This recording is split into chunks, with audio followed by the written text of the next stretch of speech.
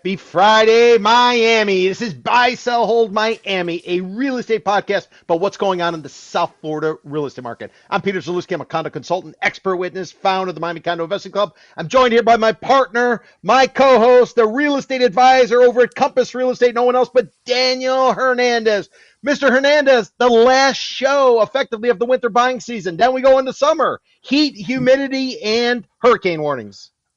I live for this, Peter. People hate the summer season. I like the sweat dripping down my back like Niagara. That's how I like it. I like it hot. I like it sticky. I like it when my sunglasses fog up when I walk outside of my house. You know the kind of heat I'm talking about, right?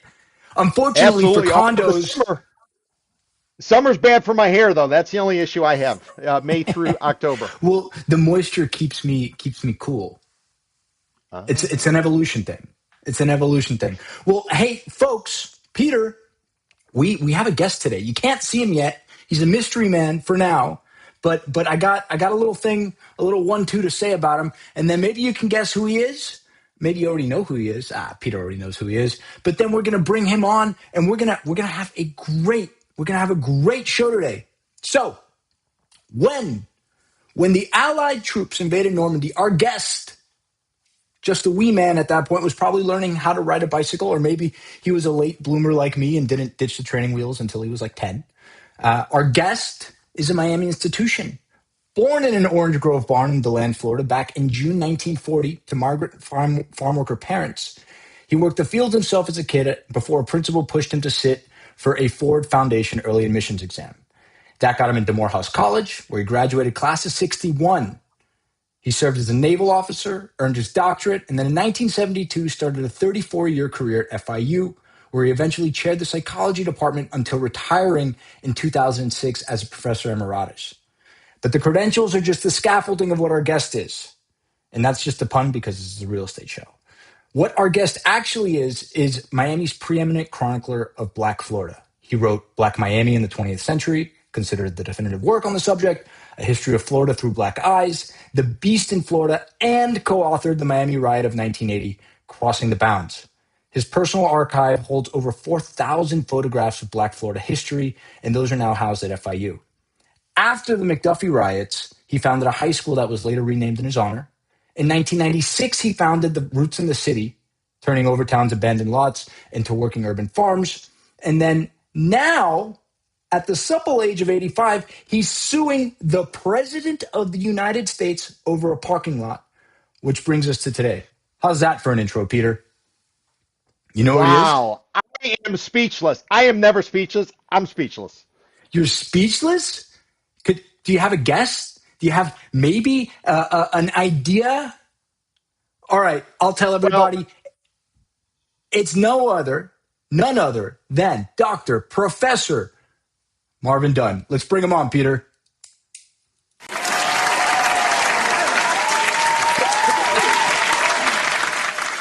So either it took me a year to figure out the sound effects, or there's actually a crowd of people sitting in the other room cheering you on. Whatever's the truth, Doc, welcome. Thank you for the time. How the hell are you? I'm great. Thank you for having me. Oh man, this is going to be such a blast. I want to I introduced you, but for everybody watching the show for the first time, and Dr. Dunn, I assume you've never watched the show before. So in the bottom left of your screen, that's what the rundown is. And here on Buy, Sell, Hold, Peter and I throw some stories back and forth to each other throughout the week, and then we settle on these topics. And then we discuss the topics for 7, 10, 12 minutes, but we're here for an hour. And then at the end of each topic, we're either going to buy because we agree, we're going to sell because we disagree, or we're going to hold and eat our popcorn because we're adults and we don't know. And that's a choice that we can make. So I want to jump right into it. And anybody who's been watching the show is it's no surprise to them. They know who you are. What is going on with the Trump Library, Doc? When life gives you surface parking, build a condo tower. What do you say to that? It is an incredible steal of land from future generations of Miami-Dade College students. This land is incredibly valuable to that college. And when I found out that the Miami-Dade College Board of Trustees was giving that land to the state of Florida for the Trump Library, uh, I was incensed. My first notion was that how could this be? How could you take land that's going to our kids' future and just give it away for a blatant political purpose? And I have been, and I remain outraged about this. I filed a lawsuit to challenge the board of trustees for having done this in the dark. Uh, a judge agreed to stop it temporarily, to make them redo this giveaway of the land. They met the legal requirements of the court, and so the land was given to the state of Florida. And then DeSantis and the state cabinet gave it to the Trump Library Foundation for $10. This is property that's currently worth, I don't know, you guys know more than I, hundreds of millions of dollars. And the state of Florida 368 million, got, doctor. 368 million if they put up condos on that site and they carve out a little space for a little library. okay. If it was going to be a library, that would still be an outrage. But this is not going to be a library.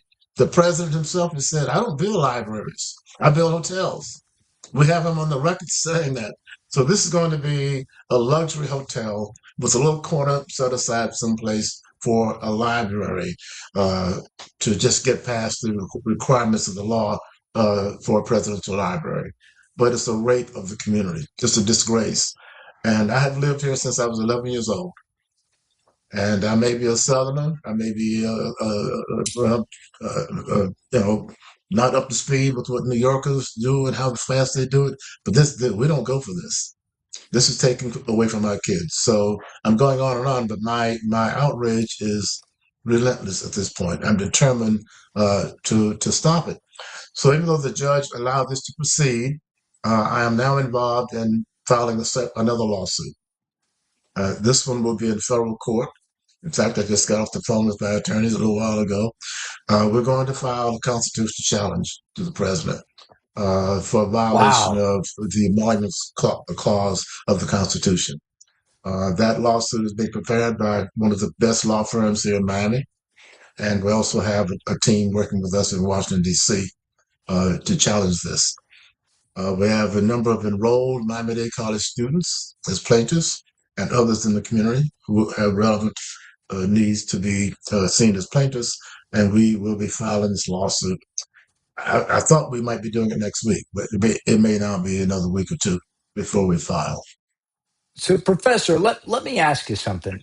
You're clearly upset. We're all upset about it because ultimately, on buy, sell, hold, left, right, up, down, whatever the political ideology is, we frame it as it's a bad real estate deal for the college. $10 for that lot, even at the property appraiser's very low value of $67 million. They didn't get any money for this. So yes, this is, and I'm using your words, an underhanded, behind the scenes scheme. But what you've seen so much in your life, Professor, and what caused you to sue instead of just, I don't know, making a podcast episode about it? Like, what drove you over the edge? You really want to know? My mom, Yeah, Yes, yes, yes. my your mother, mom. my mother and my dad, but my mom has especially taught me don't take shit from anybody. When you see something wrong, stand up. Even if you lose, if you get knocked down, get back up. So I guess I came out of a family where insult meant respond and fight. So I should also add that my mother was also a very Christian woman, believing very strong in morals and not in damaging kids. And she was also a strong believer in education. That's how she got her five sons where we are today. So I come out of a family of people who believe in education and who believe in standing up and fighting back when you see something wrong. That, you know what? anytime anybody asks me why I do something, I'm gonna take a page out of your book, Professor. I'm just gonna say it's because of my mom. That's a That very was good raised good. answer. Yeah. Yeah. No, you got a good heart, sir. I wanna go Thank you. back to something interesting, Peter. Peter or Doc, you guys familiar with SB 118? It was a bill that passed in up in Tallahassee back in the beginning of 2025. You Which one guys is ever heard of that? this? So, and it's What's the sorted name of through it? the SB 118. I just got the number here, but the core provision. And this is why this is Yeah. interesting because it goes back to the whole timing of this all. The core provision of this whole thing was it bars local governments in Florida from interfering with or blocking the construction of a presidential library, meaning no Oh, zoning yes. fights, no Yes. municipal review delays, no Yes. city council. Yeah. So it's something that Peter and I talk about a lot on the show, and it's the preempting local zoning. So you have the Live Local Act, which allows developers to go in Yeah. and build higher. You have all of these Tallahassee rules coming down to local governments. So effectively, what this bill does is that it keeps our hands tied, and I'm sure your legal team for your lawsuit, they said, well, we can certainly sue on plenty of grounds, but it can't be something that was covered under this bill. And the timing is just very curious to me because, so they've been considering this for quite some time now, it appears. DeSantis did this in order to prevent opposition in a blue county to this presidential library.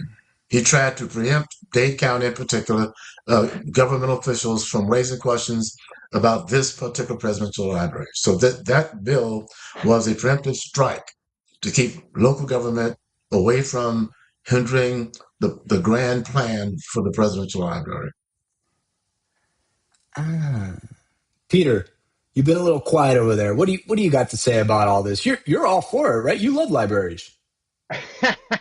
Listen, this is the question I have for the professor. Professor, they go ahead and they pass this thing. It's on the agenda. This is talking about the Miami-Dade college trustees. They pass this. They have it as a real estate agenda, real generic kind of, typical like petty cash. Let's just kind of see what we got. Right. We'll That's how it work out came some of the in. deals. They go ahead, they pass it. You go ahead, you file suit. So they said, you know what? In anticipation of going to court, let's go ahead and do another vote. This time, we're going to hold it at 8 a.m. and let's go out to Hialeah. The president's Exactly. office in Miami-Dade College is located at the Wolfson campus, which is across the street from the Trump Presidential Library. Dr. Dunn, A, why they do it in Hialeah, and B, did you get there on time at 8 a.m. going against I the got traffic? I, I don't know where you live, I but I'm got sure that it was a early. lot of traffic. They did it to make sure there was a lot of traffic, but I left at 6:30 in the morning. I got there Good early. man. They wanted to keep people away from this meeting. As it turned out, there was a very big crowd there. And yes, indeed, you know what? It was a very strange meeting. They called the meeting to order. They allowed anyone who had asked to speak 3 minutes to speak. I took my 3 minutes, as did a lot of other people, most of whom spoke against the library. Uh, then they gave anyone else who was not on the list but was present a chance to speak. A couple of folks spoke, and then one or two of the board members made very short statements, and then they voted. There was not one word of response to anything that any of us said. It was as if, again, the minds were made up. They just did the pro forma meeting. Nobody had any discussion among themselves. Bam, vote, and we met the letter of the law, and so they moved ahead. It was unanimous, right? It was unanimous, right? It was unanimous, yes. Yeah. Yes. See, I wondered in the first place, in that first meeting, how could they have done this the first time without discussion among themselves? Unanimous, there was no discussion. How could that have happened without people talking about it beforehand? No, So that's nobody why that asked. first Nobody asked. time, Hey, so okay, what are they going to pay for this? well, here. Let me tell you what I think happened. I think Miami-Dade College wanted something back. They're not stupid. I think that board of trustees and the president of the college wanted something for the college. I think DeSantis did an end around the board and an end around the process and just said, "I'll give it to you for nothing." He did that to please Trump when the college was trying to get something back for that land. DeSantis he cut it all out. Just said, "Here, you got it." Now, why would he have done that? Why would he have denied Miami-Dade College any kind of future income from what was going to happen on that property? Personal greed is all I can read of it. But that's why it happened. Professor Dunn. And at Professor first, Dunn, my anger wasn't to Miami-Dade Board of Trustees, but I'm really going beyond that to say that this was a scheme that the governor had Well, what does the planned all government along. have over the trustees of Miami-Dade College when they have a duty to the students in the community to better that? The I mean, argument is that are the argument is that the land belongs to the state. Therefore, the state determines what happens to it. That the college has no control over it. The state says, the governor says, do this with the but land. They have to do it. No opposition. I don't think Eduardo, that's correct. Dr. Eduardo Padron, a fellow doctor, he purchased that land for the college, did he not? Yes, Eduardo was yes, he was a major figure involved in the acquisition of that land. Correct. Yes, Huh. That seems curious. So, if I'm hearing this correctly, DeSantis did a reach around. No, not like that, Peter. DeSantis did a reach around and then just swept this piece of land out from under the college unanimously, that's correct. and That's then correct. conveys that land for a measly $10, which I don't think you can get a coffee in Coconut Grove for $10 these days, and gave this land to the Trump Library Foundation. Exactly. The Speaker of the House was working with Witkoff and someone else to make the determination about where the library is going to go. And because of tensions between the governor and the speaker, it seemed the speaker was getting ahead of the game and dealing with the president on the library. That's why DeSantis went around and just took it over. Competition with Guys, the speaker. That's what and I think. Peter, I want to hear from you, and maybe you can teach Dr. Dunn and I something. So oh, what come can on. be Yeah, yeah. What do you mean? Teach what Dr. Dunn something. what can be built here, Pete? All right, so a couple different ways to do it. And generally speaking, what happens is the highest and best use is a condo. Why is it a condo? Because you're in, you're out, you're maybe 7 years unless you get jammed up on some sort of, construction cost overruns or changes, whatever. Typically 5 to 7 years. They look at a 50% profit margin. So if you walk into a building and they tell you it's 2 million a door, generally speaking, they're putting 1 million in their pocket. Okay, generally speaking. Now, when you hit it at various stages of the cycle, you might only get $300,000 on a $1 million property. So, what does all this mean? Well, what it means is when you figure out land costs, it's pretty simple. And all these developers try to do the cha cha cha around us because they don't want people to know. This is the secret sauce. This is why they get so annoyed when I come out and I say this stuff. What you do is, let's say it's $1 million a unit. You take a 30% profit market, you carve it out. You take $700,000 left of that million, you allocate 10 to 20% of that overall cost to land. That's what you do it. So when the Trump Presidential Library, and I don't care about the politics. I'm a registered independent, always been a registered independent. I vote for the person. This is not a political thing because I know everybody's going to be barking about this. What it is you got $700,000 on my scenario. If you put allocated $10,000, excuse me, 10% for land, it'd be 70 grand for is what you can pay for the unit count for land. If you go 20%, because this site allows you to build with no parking. 2,500 units can go here with no parking. If you build parking, you get 1.5 parking spaces per unit. A parking space in a high rise costs $40,000 per space.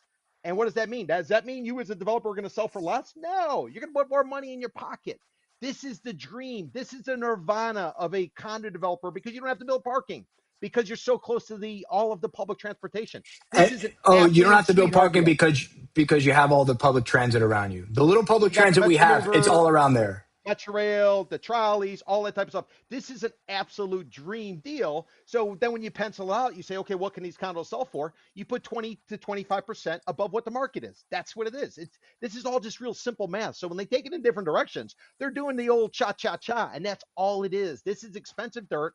And if the college wants to sell it, I'm all good for that. But I want them to use the cash like the Ivy League schools use, and they get their endowments. Dr. Padron, I would suggest from Exactly. outside, I don't know him, he was setting up basically the endowment for Miami-Dade College. 54% of Miami-Dade County is foreign born. People come here. They want to get into the system. They might not know the language. Maybe the world's changing because of AI and you need to get retrained. Where do you go? You go to Miami-Dade College. You can drop $2,000 or something a semester rather than University of Miami, which is probably going to cost you 35 grand. This is a jewel for the community, doctor, and I applaud you for stepping up and fighting a good fight. And I'm extremely impressed that you got the Hialeah at 8 a.m. for a secondary meeting. So that's where you get deserved kudos. Well, see, another thing that bothers me about this is that where's the money for what I think is going into this library is coming from foreign investors. I think particularly from the Middle East. You got Alex Woodcock over there right now begging up money from three or four of the princes in that area. Uh, uh, uh, Steve Woodcock's son doing the same thing. Is that So. the one who got Uh, arrested, doctor? Are we I'm talking about the one who got arrested sorry, outside I'm 11? Oh, you're sorry. talking about the 11 video of The him 11 getting video? arrested from the body cam. Oh, that's not a good look. Okay, oh, I'm sorry. That's a different one. Yes, it is. But anyway, my point is that the sons of these two, Trump and Woodcock, are over there getting money from foreign interests, and I think a lot of that's being planned for investment in that library and other developments downtown. Well, curious to that you would say that because the Witkoffs actually have a lot. You're probably familiar with it. The Miami Arena, it only stood up for about a decade, which is crazy. It's probably the fastest ground up development, tear down development ever in history. But the Yeah, Miami Arena site, which is like 4 blocks west of this, 4.7 ish acres, Wickoff and Co. took it down for 94 million in 2021. Peter. yeah. Yeah, 94 in July of 2021, according to Miami-Dade County records. Okay, so I want to buy, sell, hold on when life gives you surface parking, you build condos. Peter, Yeah. But I Woodcock worded I owns more worded land down there as well. He owns other land in that area as well. That Miami I, World Center belongs to him. And they've got land right up on the front door of the current arena, the current Miami Arena. So they're all around that presidential library. That land has been, I think, put in the hands of the same group, Woodcock and maybe a couple of others. I'm going to bring it up so the gang knows what we're talking about. So this is where the site is. This red little square. No political ideology there. I just picked red. But that's the 2.5 acre Trump library site that we're talking about. And then, as Peter points out on the show all the time, Doc, when you see surface parking, get the cars out of there. What is it, Peter? It is a Future condo development site. If you see surface parking or you see grass, that is a future condo development site in the city of Miami and all of South Florida. and that's what Miami Central Business District has been. Well, probably since Dr. Dunn got here is surface parking. When everybody was driving those big Cadillacs, now everybody's got littler cars. But you know, these surface parking lots effectively are future sites of condominiums. And so you got the Trump Library site here. Dr. Dunn, you asked me who owned this the other day, and I asked Peter because he's got the encyclopedic knowledge. It's a group that owns a lot of Yes, stuff. They're called the Chateau Group. And so they have these two parcels opposite of the presidential library, proposed presidential library site. And then you can see all up and down Biscayne, this is the first row, right? Because any unit in these buildings, you don't have to be on the 40th floor to see the bay. Nobody's building anything in front of you here. You got Bayside, you got the park, you got the museum park. And it's as we start moving west is when, you want to get into these higher density spots. So Pete, I want you to buy, sell, hold because we gotta be honest with time here. When surface parking, when life gives you surface parking, you build condos. I'm not On saying that you're pro presidential library. I'm just saying you're pro on the statement. on that statement, I'm a pound the table, flip it over. Yes, buy on that because that's the highest and best use. Doc,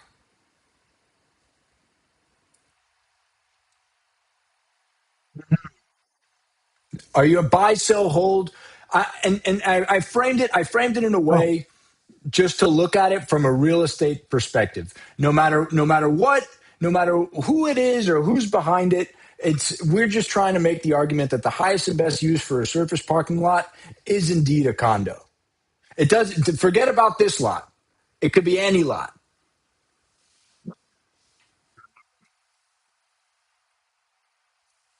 I didn't get that, Doc.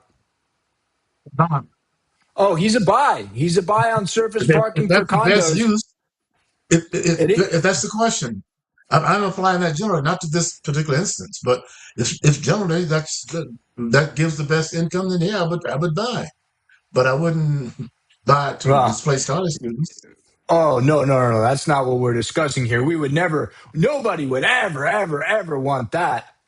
But I want to ask you something. So, Doc and Peter, when a presidential library site, if a presidential library would go up here, are there benefits to the surrounding lots? What does that look like? And it's curious, bringing us in to our next topic: a downtown valuation bump and a pleasant coincidence, perhaps. Because we were just talking about Mr. Witkoff, who's got this green site over here on the left, the former Miami Arena site. Would would it be logical to say that the value of this site will rise if a presidential Yes, library is built directly to the east of it? yes, absolutely. I can, Peter, you did some Daniel. background on this. Yeah, I can give you real time information. If you take a look at the South Florida condo market today, Miami-Dade, Broward, Palm Beach County, we created a series of indices. We are tracking market over market over market from Coconut Grove and Coral Gables all the way up to West Palm Beach and Palm Beach Island.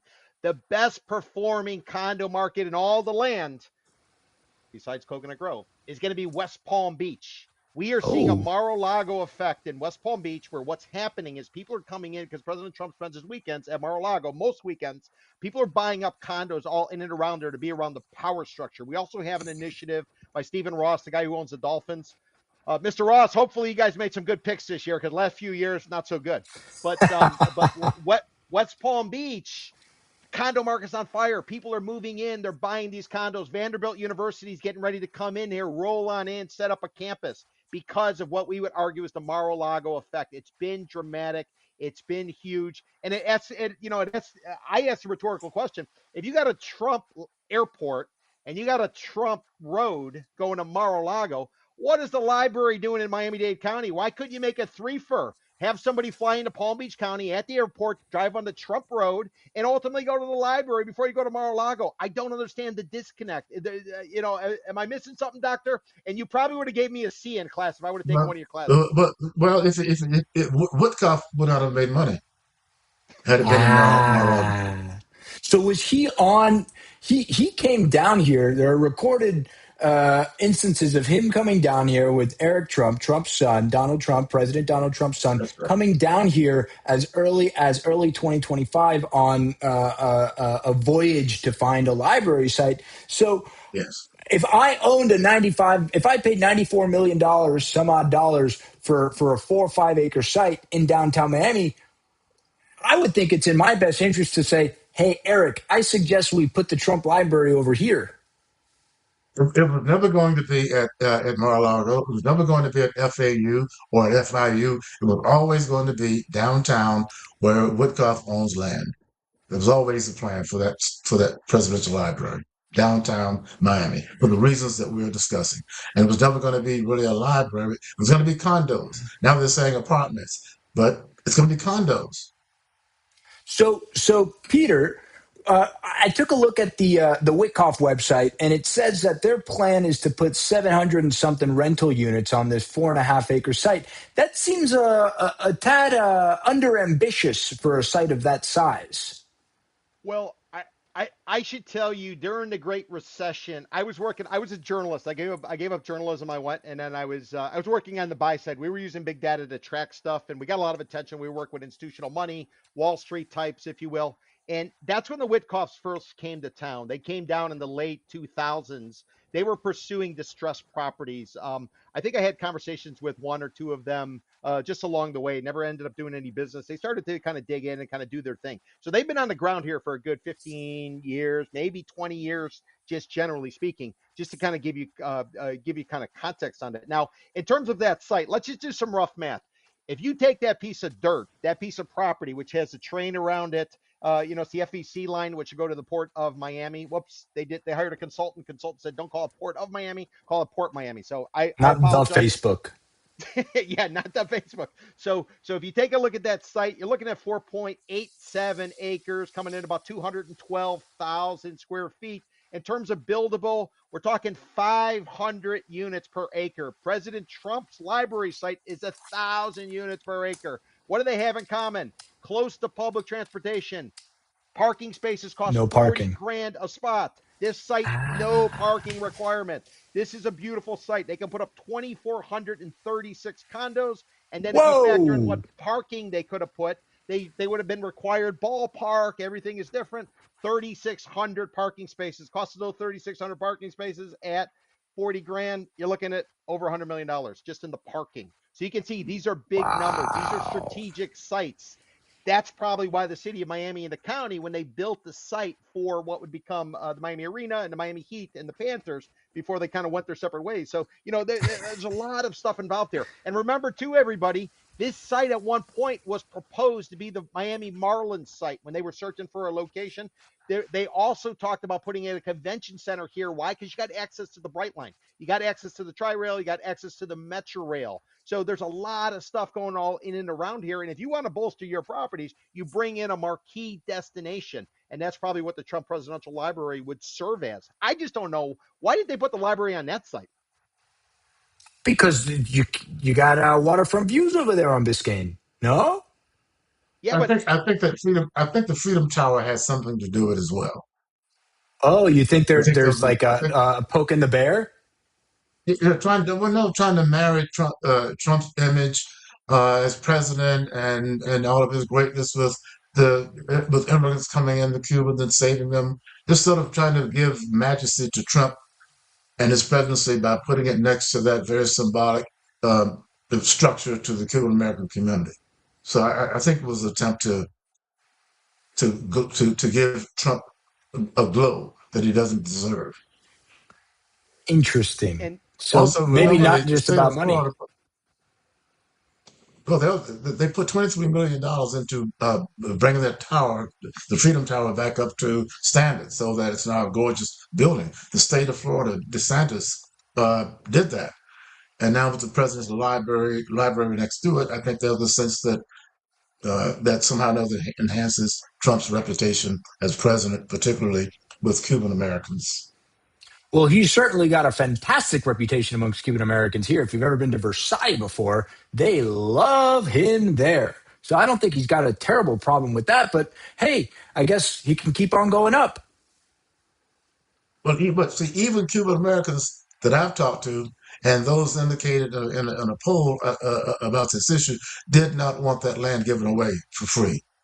Most Cuban Americans, most people who have been asked about this in Dade County have said they do not. 74% of those polled have said they did not Wow. want that land given away, including 59% of Republicans have said, library aside, the land should not have been given away. That seems to be the real rub with the public. So, Politics hey, Pete, aside, even if Obama had done this, I'd be very upset about it. It should not be of, given away.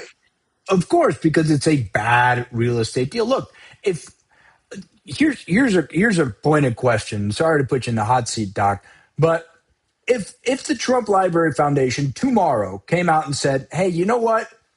$10 a bit low. We'll give you 300 million for it." Would we just walk away, go have lunch, and have a cheery old time? If Miami-Dade College was going to be a continuous permanent co-earner of money coming in from that site. If they put condos on it or apartments on it that they rent or sell, and to give some portion of that to Miami-Dade College forever. That There's a makes good sense to me. thought. A rev share agreement with the developer. We didn't think of that, Peter. That's a great idea. Oh, wait, they thought about that It's in a lot more fair 2016. than throwing those change over at Miami College. Make them a partner in the Make earnings. them. You, Doctor, Peter, as you're you going to say something. remember, Doctor, as you remember 2016, there's a collector up in the Wynwood area. He approached the college. He said, you know what? Let's build a Latin American art museum. Let's put up some towers. We'll share in it. We'll make it happen. And then all of a sudden, all the other developers came out. They all sort of pursued the idea and ultimately got shelved. So, this is a concept that people thought about more than a decade ago. Everybody understands that the college could benefit. Although I guess Tallahassee doesn't. To me, it just there's something sort of missing. But one thing, Doctor, I would point out to you, if in fact the Trump Presidential Library were to go forward with it, just a couple points to keep in mind. What you see a lot of veteran developers do, they will joint venture. They'll throw in the dirt as their contribution, and they let other people fund and take on the risk. That's a very common technique that's used, especially in a market that's going a variety of different ways. And then the other thing I would sort of mention is, President Trump's son-in-law, he's finally broken into the development business out here. Right up the street, there used to be an Indian restaurant called Bengal Indian, right about 20th and 19th in Biscayne Boulevard, and they put up their first rental project. So they're starting to build it. So these are just some of the concept. I could envision something where everything is vertically integrated, where they're all sort of wetting their beak kind of along the way. Wouldn't it be great if Miami-Dade College somehow, some way didn't be able to wet its beak as well? What I think that's just the most I'm so logical, glad you put rational it that. thing. I'm so glad you put it that way. It doesn't make sense to be anti-development. Development's going to happen. At whose expense, and to what extent can development happen with some public benefit along with that development on a long-term basis. So I'm not anti-development, although I don't really like the way in which Miami is sort of sprung up so I think erratically, but at least have some fairness about it so that the community gets some benefit from what's going to happen in terms of your income from that development. Doc, I'm pointing to you first. A downtown valuation bump and a pleasant coincidence? You buy, sell, or holding that?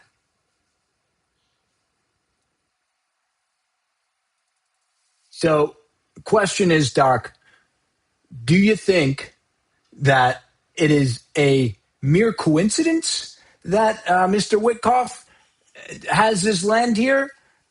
Or No. maybe he's been listening to Peter Zalewski saying that the Central Business District is about to have a reckoning, and all of a sudden it looks like he Yes. spent a little too much for that Miami Yes. Arena site. That's what I think. I think so too. That makes me a buy. I think that makes you a buy. Peter, I love numbers, Doctor. I love numbers. And let me give you some numbers right now in that central business district from the Miami River north to the MacArthur Causeway, from the Bay all the way to heck west to I 95. In that area, we got 10,000 units. You know how many are under construction right now, Doctor? Rhetorically, 5,000 additional units as we speak. There's a gentleman who built up a company called WeWork. He became a billionaire. It's called Adam Newman. He came to town. He said, you know what? I'm going to be a condo developer now. He bought two towers. He bought a piece of dirt. And you know what happened in his sales? He sold more than 58% of his building. Unfortunately, only 9% went to individuals. He's moving them in blocks to commercial buyers because the individuals aren't buying them. He's trying to get out of it. He's trying to cover whatever it's going to sort of be. So the Witkoff site, the old Miami Arena, is immediately across the street in the 6 to 7, 800 block of Miami Avenue. So if it were me and I was on a piece of dirt that I might be sitting on for quite some time, especially with the Club 11 project coming online with 1,000 units located in two towers on the same block, if it were me and I was trying to hedge my investment, I would probably try to bring in some kind of anchor that's going to generate a lot of publicity, a lot of pre-construction to it's change the actually vibe because it's a greate deal How right for about the him now presidential because today, library? well, he doesn't even have to pay a licensing fee. you have right now today in that little area 26 months of supply. What does that mean? That means if no additional units come on the market, it will take you more than 2 years to sell everything. It should be 6 months. We qualify this as a distressed buyer's market based on categories and rankings. And if you're wondering what's going on with pricing, year over year pricing between November of 25 to March of 26. So we're talking the first 5 months of the winter. Take it back to a year ago. Price per square foot is down 2%. Is 2% a big deal? No, but we are in a community where 1,000 people a day are moving to Florida. We are the gateway of Latin America. The trees will grow to the moon. How do prices go down year over year by 2%? So, anybody looking at this from abroad or afar who's running the numbers would say he might have got jammed up on this deal and he's looking for a way to resuscitate it, is what I would say. I got nothing to do with Witkoff, nothing to do with the property, but I'm looking at the numbers, and that's what the numbers are bearing out, in my opinion. So you're a buy.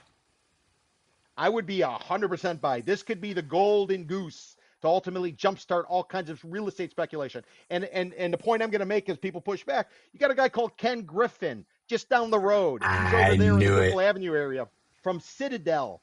You know what he did? He went in. He says he's going to put up a tower eventually after all these delays and blown deadlines. Ken Billions, which is our nickname for him, he finally broke ground. And you know what's going? Land is it's spiking all in and around because of speculative moves. Oh, it's the That could be Mar-a-Lago another. effect, but around 10 billions. Do not underestimate how, because remember, you buy on the rumor. If news is good, you're going in. If the news isn't so good, you're sitting back. Like guys like me looking to get deep discounts. They're trying to change the talking points. President Trump is very good at this. Mr. Witkoff, who I don't know, is probably very good at it. If you are a developer, you are a gunslinger at noon, and you have to go in where nobody else goes in. So you have to sell a story. You have to sell a dream. And this probably is part of selling the dream of Central Business District, which right now is probably running some real issues because of a supply overhang of 26 months. So this is a great segue into our next rundown topic. The best covered land play. Wow.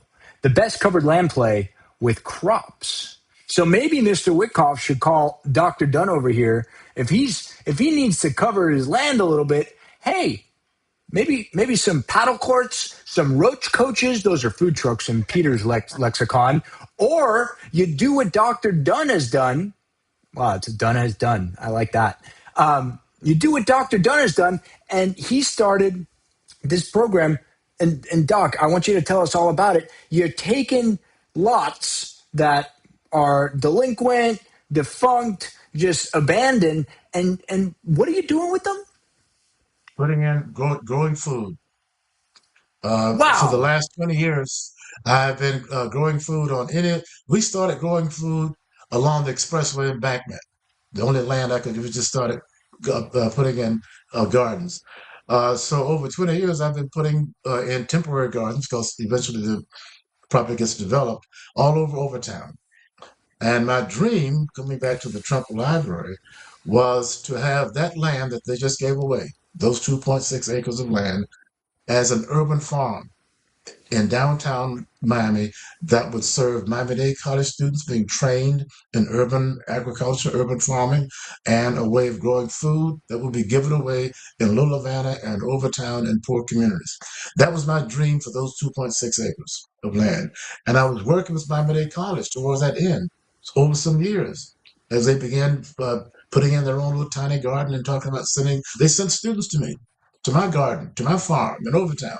So we had a plan, at least I thought we did, to have a farm for Miami-Dade College students right near that Wilson campus. And the land that they gave away was ideal for an urban farm that would serve the college. Wow. Now we can't do that because Trump's going to have a hotel on the site. Can you imagine? I mean, Peter, I know we were just. That's part of the reason for the lawsuit that I'm in, the federal lawsuit. That's one of the reasons Can that we're pursuing this, that they took away the opportunity for this to be an urban farm that could have fed, to a great extent, poor communities around, and also train Miami-Dade College students in the urban farm area that's growing in this country, but not at Miami-Dade highest College. highest and best use be damned. I want to walk back my former statement. I think that is the highest and best use for that piece. I mean, think about okay, let me zoom out a little bit. Think about it as an institutional investor coming in from outside. And yes, everybody wants to make a profit, but if you see a municipality, a county, a city that's able to take a lot like that a very valuable lot, or Miami-Dade College put a $10 price on it. Property appraiser says 67 million. Peter says 360 something million. But if you're able to take something like that as a community and then say, you know what? I think as a community, the highest and best use is an urban farm to educate our people. We have plenty of land. We got plenty of waterfront to build condos on, but we want to select this for this, and this is important to us because we That's are what I a wanted to do. community. That is, pardon my French, but really fucking cool. Yeah, that was my dream. We have got to find ways to grow food in the cities.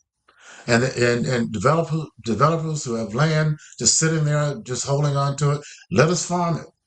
The arrangement I have now, the land that we're using will probably be developed soon. So people just holding on the land, at least let the community use it for a few years as a place to grow food that would enhance the health of the community. So So, developers can assist with some of the problems we're experiencing in the inner cities by making their lands available, at least for temporary use. so Doc, how many of these urban farms do you have spread out across town? Uh, Across Miami-Dade and Broward counties, I have probably 7 or 8.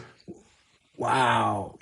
Hey Peter, you know what I think's a great site for an urban farm? What about the Genting site, the old Herald site? But see, we wouldn't. But what we need is a permanent site. So when if we're allowed to plant on a site that's going to be developed, that's great for the 3 or 4 or 5 years we have it. But then that's not a permanent farm. A permanent site would have been the Miami-Dade College site that was given to Trump. That would have been a permanent a permanent farm. But that opportunity is lost. But Wow. doctor, why do you have to grow vegetables if you have Instacart?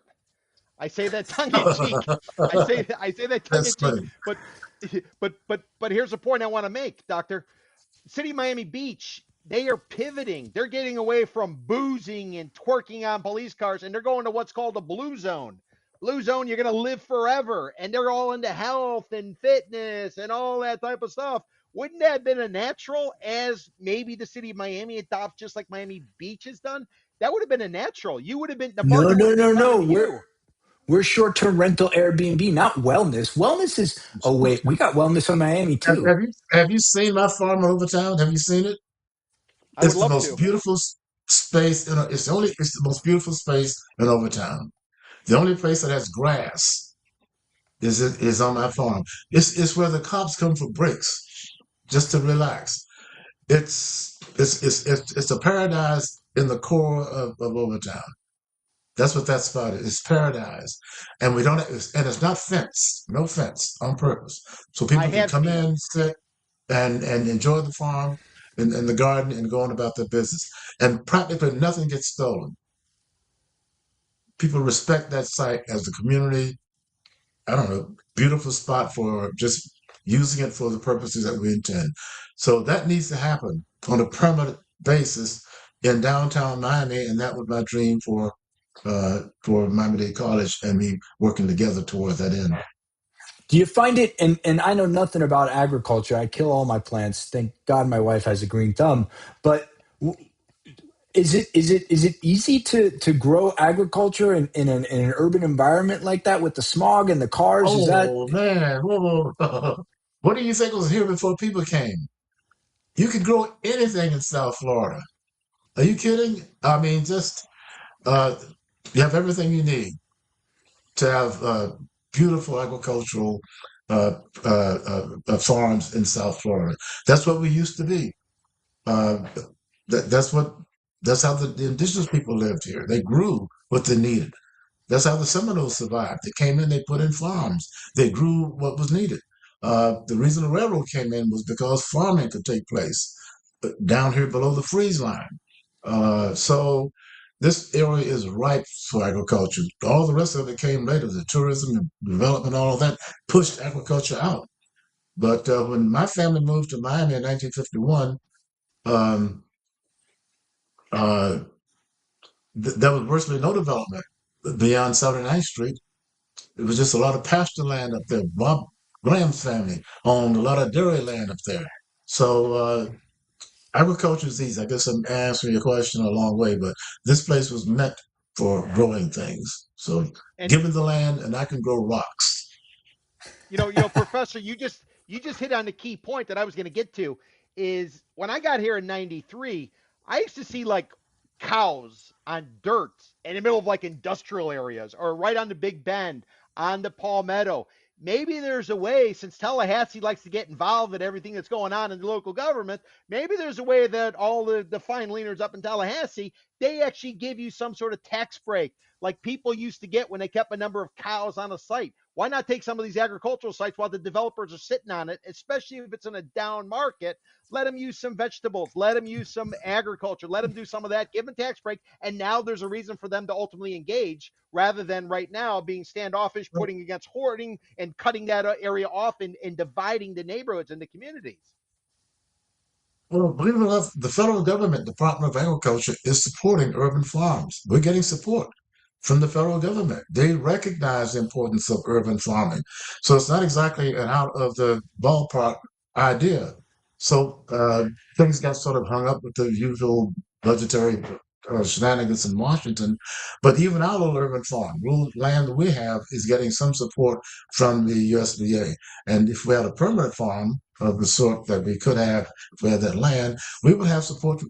I shouldn't say we could have support from the federal government. The federal government has been more or less generous with farmers, and we are within the purview of farming. So they have been more or less supportive in keeping farming alive, including urban farming. So we get some support from the federal government. I think that would be continued if we had a permanent site such as the land that Miami-Dade College gave away. I don't have the answer to this, doctor, but I want to ask you, does Miami-Dade College or any college or university in Miami-Dade County, does anybody have any kind of agricultural department where it could ultimately become kind of like a working lab for the students to go forward and try different things? Because like you said, the climate, we know what's going on in the Redlands. We That's know not how they're trying to, yeah. So are there, FIU has one of the best. Yeah. In That makes in sense. the in the immediate area, it's FIU's program, which is outstanding.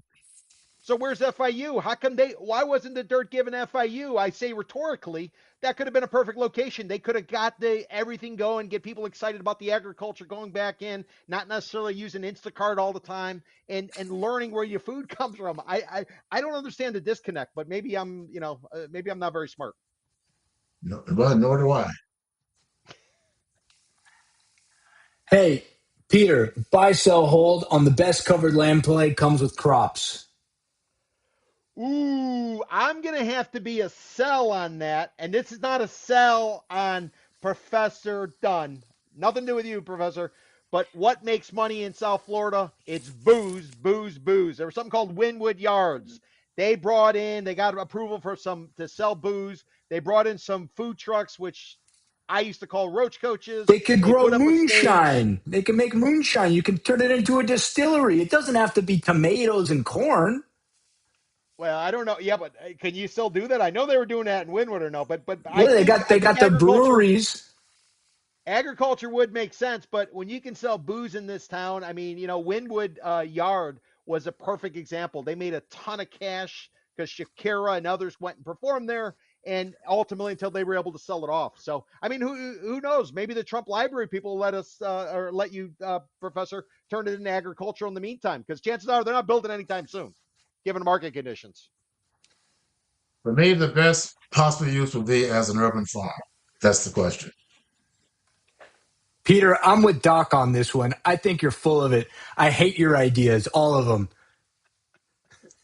Not the Can you be first a bit time. more gentle in saying so? No, I gotta put my foot down with Peter. Otherwise, he'll come and get me one day. All right. Hey, well, since we're in Overtown, and it's our last topic of the day. Can you believe it's almost been an hour already? We're just having so much fun. I Wow. want to talk about.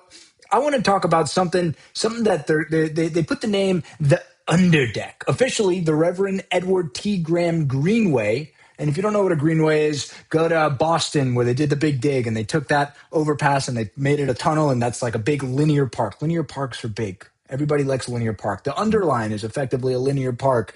The High Line in Manhattan is effectively a linear park. So this is a planned 33-acre linear park that was going to sit or proposed, still planned, by the way. We don't have the money to do it, but it was supposed to go under I-395 as part of that giant $866 million signature bridge project. And the whole point was to reconnect Overtown, which was physically and economically gutted when they built the interstate, through this black neighborhood in the 60s. And they were going to put dog parks and an amphitheater and a nice little trail going all the way to Museum Park and to the bay. And this was going to cost, they had earmarked $82 million, and $60 million of that was going to come from an initiative called Reconnecting Communities and Neighborhoods put in by the Biden administration. It was, by the way, we're number one, largest federal grant in Miami history. That's what that was. And then we were going to pay for the remainder through us and the FDOT, Florida Department of Transportation.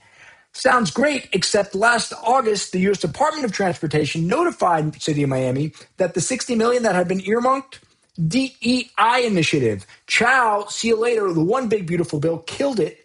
And since they hadn't started the project, those were considered unobligated funds. Had they started the project, then the money would have effectively already been spent. But since the stupid bridge, and I'm going to call it that because it's a stupid bridge, that was supposed to be finished No, in the 2021.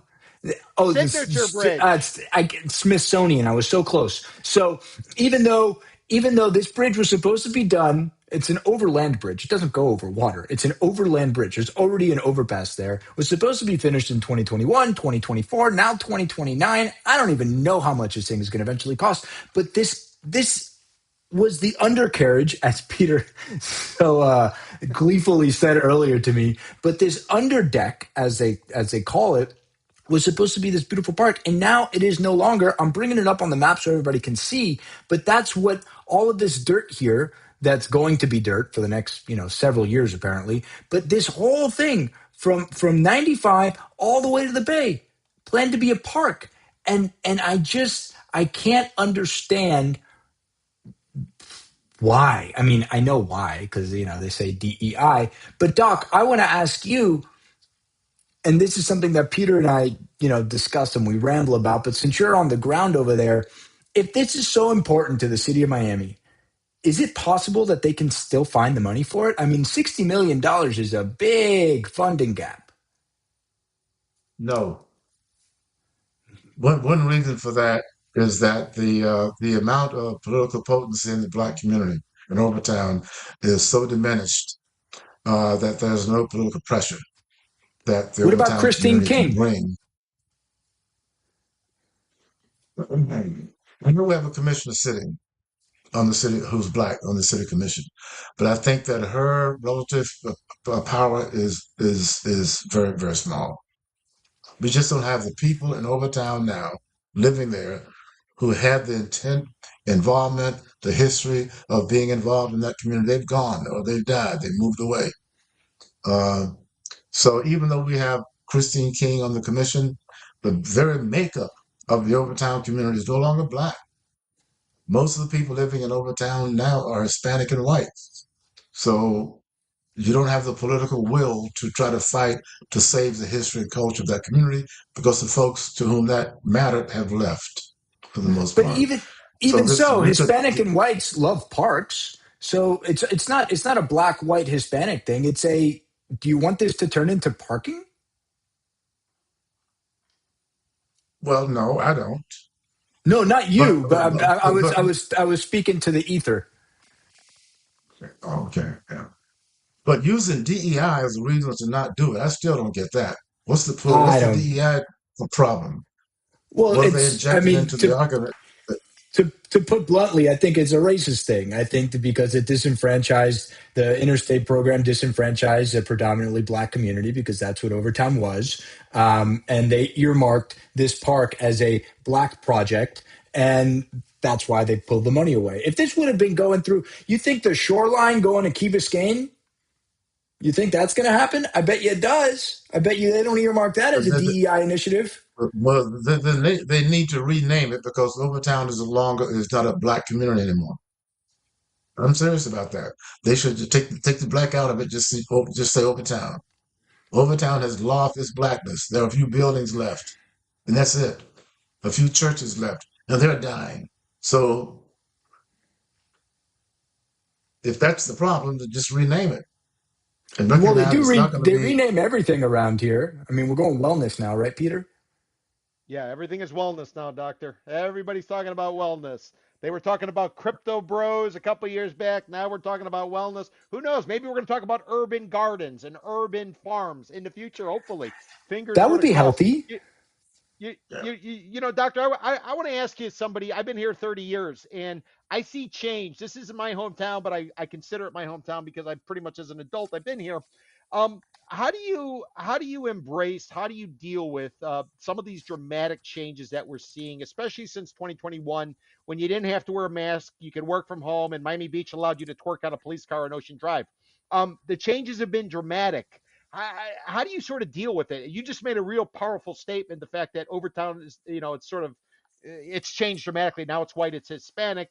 It's not what it used to be from when Henry Flagler, and correct me if I'm wrong, doctor, Henry Flagler, when he came down, they set up the deeds and they set up the plats and everything where African American community was on one side, you had the white community on the other side, all that type of stuff. But how do you embrace, how do you deal, how do you adjust to the dramatic change, which is the Magic City?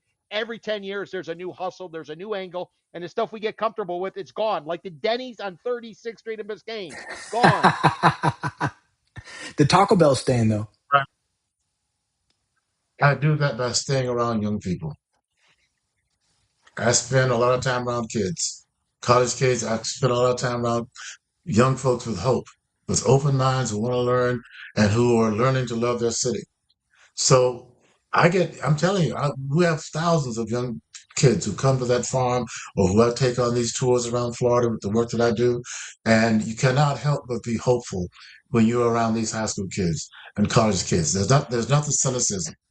There's not the history of pain and suffering and all that. They're open-minded. So yeah, we can't change the demographic future of Miami. As I tell black when I go to a black school and talk, I tell them, yeah, we are a Hispanic community. Stop citing it.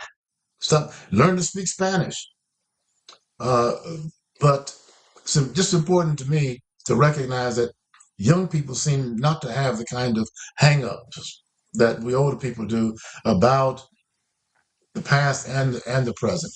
So my hope comes from spending a lot of time. My dad taught me that. When he retired in Sanford, Florida, had a choice of building his house, buying a house in a senior citizen community that's very nice and quiet, or in a community of young people, with a lot of kids. He chose to buy a house where there were kids living next door to keep the sound of young people alive in his life. And that's important to me too. Stay around kids, you feel better. You heard it here first, Peter. We got to stay around kids. Not like that. Um, Hey, this has been great, Doc. I just gotta thank you, but I'm thanking you preemptively because we're not done yet, and that's a trademark by Dr. Marvin Dunn over here. I love that sign off. Never let that go. That's freaking fantastic. So I think I mistitled this, right? So the underdex defunding classic Miami FU, and it's not Miami who did this, right? And I need to be very, very clear with this. I do think that the community wants this. It's not that Christine King doesn't want it. I'm sure she does. But $60 million is quite a big funding gap. I don't know what can be done. That's not my job. But all we can do is educate and put that out there that this is important. Look at these renderings. I mean, I know we make beautiful renderings around town, but guys, if they don't That's build not this is going to be concrete, that's right? not garden you're looking at. It looks just that's the Overtown Farm you just said. That's what that we have that already. It So need they much want to more. they want to take that all the way from your urban garden, all the way from your urban farm, all the way to the bay, and I think the argument to be made is, guys, this isn't an Overtown thing because guess what? The park. My 1000 Museum is not in Overtown. That's in downtown. This goes all the way from Overtown. Yes, it starts in Overtown, but it ends at the bay where you got 10, 20, $30 million condos. This affects the whole swath of the central business district. And it is Right. so important. And to flag it as a DEI initiative is just grasping at straws.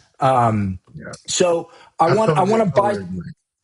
I want to buy, sell, hold on the underdex defunding a classic Miami FU. I'm selling on that statement because it's not a Miami thing. Miami's going to pay for the other 20 million. They just need help.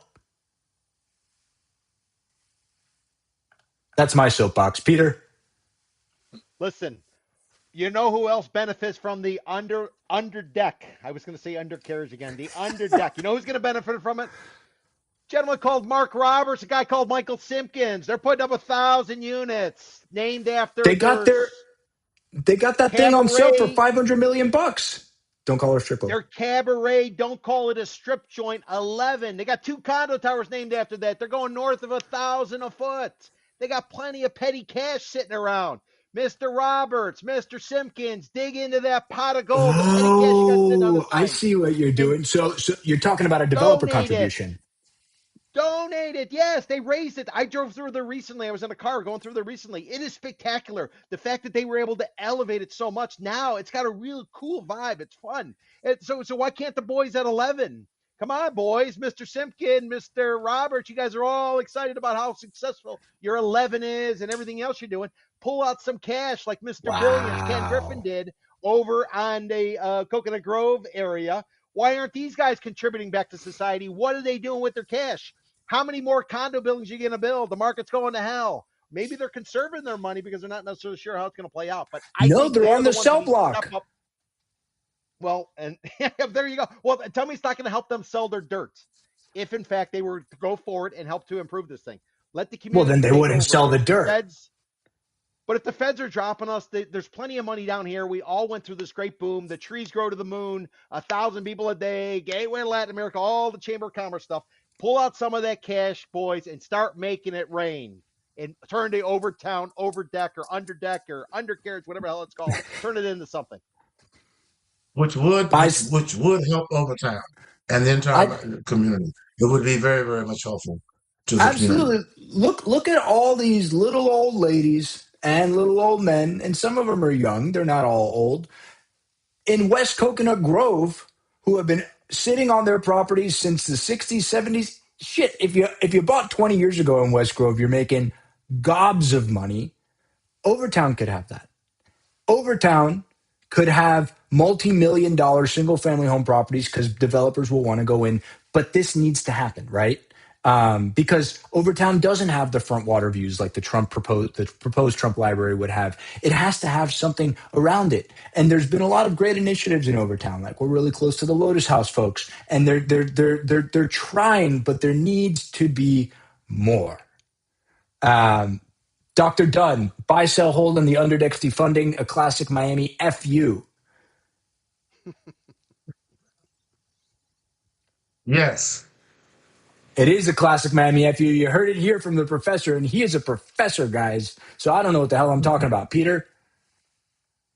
Oh yeah, I mean, listen. I got to follow the professor. And professor, I got to ask you: is it emeritus or emeritus? Right, Professor Emeritus? Yes, that's correct. Yes. Do you, Yes. do you get any extra discounts like when you go to a restaurant? They Always give you with the anything extra if you're discounts. emeritus rather than a regular professor? Peter's going to go I try just to get get to use the tenure at library. FIU. Yeah, I I want just I tenure. just get to use the library.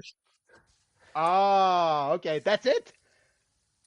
But that's it. But yesterday I went up to the FIU police department to tell them I don't feel safe on that campus with all the mess Really? going on out there with the yeah. So FIU is different from when I was out there. It's not a very comfortable place these days, unfortunately. Really? Yeah, More comfortable than yeah. MDC? They've had a oh my. I don't think Miami Dade College has this sort of stuff going on. But at FIU, there's a group that has a racist chat that got discovered, and it's just all pandemonium out there right now. Black students are scared to death, and I go out there for my own purposes, and I'm not safe. I don't feel safe on that campus. Well, we got to have you back on the show to talk about that. But, Doc, thank Sure, you, thank you, thank you so much for joining us you're on this welcome. Friday afternoon. I've learned so much. I know Peter did too. He's even going to admit it, and he's a hard-headed guy. Um, It's the Slavic roots in me. I'm stubborn. Very impressive, Doctor. No, Very impressive. Keep up the I've good enjoyed fight. it. I've enjoyed it as well. Um, in fact, I'll think about it as I'm having my Jack Daniels in another few minutes. Oh, good man. He's a Jack Daniels man, Peter. I Five knew. o'clock, isn't it? Yeah. It is. It is. It is. I'm Well, a let it. Southern guy. Yeah, 5 o'clock is a Jack Daniel. We won't keep you, Doc. Well, everybody, that's Dr. Professor Emeritus at FIU, Marvin Dunn. Keep an eye out for him because he is not done yet. That's Buy, Sell, Hold, episode number 49. We'll see you guys next week, as we will every Friday at 4 p.m. for Buy, Sell, Hold Miami. Thanks, everybody.